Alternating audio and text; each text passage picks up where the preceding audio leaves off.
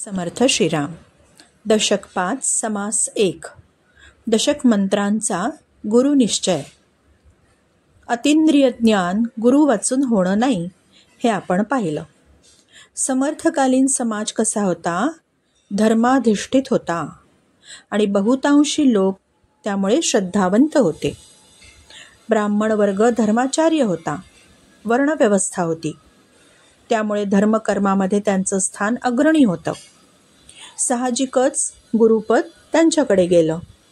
पुष्कळदा अग्रणी वक्ते विशेषतः प्रतिपादक श्रोत्यांना वाचकांना झुलवतात. समर्थांवर वितंडवाद करणाऱ्या, अभ्यास न करणाऱ्या लोकांकडून ब्राह्मण पक्षपाताचा आरोप सर्रास केला जातो.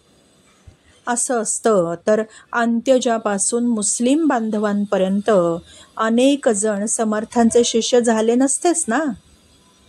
असाच दोष तुकारामांवरही लावलेला आहे.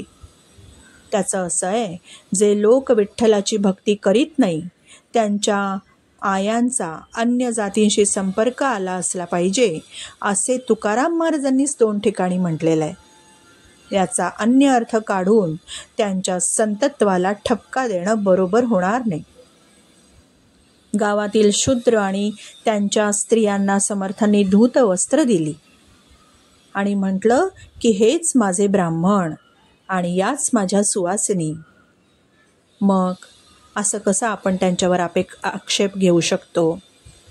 त्यांनी त्यांना पंक्तीला बसवलं, पण दुर्दैवाने या सर्व गोष्टी हेतू पुरस्सर टाळल्या जातात आणि मुद्दामून कलह माजवला जातो.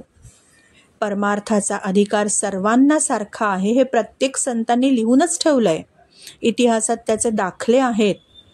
दासबोधामध्ये सुद्धा जो वर्ग धर्माचरण करून मार्गदर्शन करतो तो ब्राह्मण वर्ग गुरु असला तरी सद्गुरू वाचून आत्मज्ञान होणार नाही हेही त्यांनी स्पष्टपणे नमूद केलेलं आहे. म्हणून अभ्यास केला पाहिजे, उगाच आक्षेप घेता कामा नये. बघा ना, स्वधर्मी पूज्य ब्राह्मण परिज्ञान नव्हे सद्गुरु विण, ब्रह्मज्ञान नसता सीण, जन्म मृत्यू चुकेना. इथे ब्राह्मणांची बाजू उचलून धरावी हा समर्थांचा मुळी हेतूच नाहीये. मुद्दाम सांगण्याचं कारण की चुकीच्या धारणा मनामध्ये ठेवल्याने मन एकांगी विचार करतं. आजही राजकारणात तीच परिस्थिती चालू आहे. आणि मग दासबोधाप्रती कलुषित पूर्वग्रह दूषित करून पाहिलं जातं. मग निष्ठा राहत नाही. पण फरक कोणाला पडतो? फरक पडतो तो आपल्या लाभांशात. येथे कोणाचे काय बा गेले ज्याचे त्यांनीच अनहित केले. इथे कोणाचं काही बिघडत नाही. जो अविचार करतो त्याचं बिघडतं. म्हणून अभ्यासात सर्व गोष्टींचा साकल्याने उहापोह करणं संयुक्तिक असतं. या समासात गुरु कोण आहे?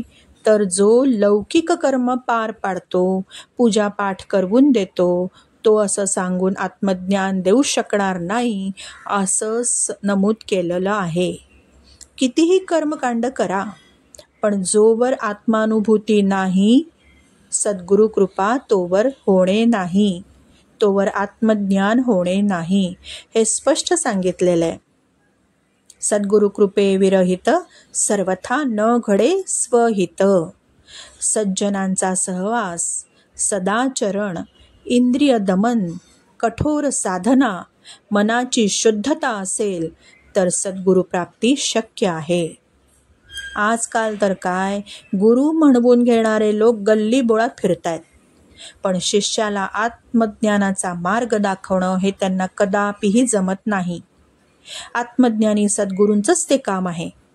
तेच आपल्या शिष्याचं कल्याण करतात. म्हणून स्टार नोट सांगते, आजकाल सद्गुरूंची आवश्यकता नाही असं म्हणणं शहाणपणाचं जे ठरू लागलंय ना, ते अयोग्य आहे. असे म्हणणारे न कळत स्वतःकडे गुरुत्व घेत असतात. हा आणखीन एक मोठा गमतीचा विरोधाभास मात्र पाहायला मिळतो. आपल्या साधनेने आपल्याला सद्गुरू मिळतात.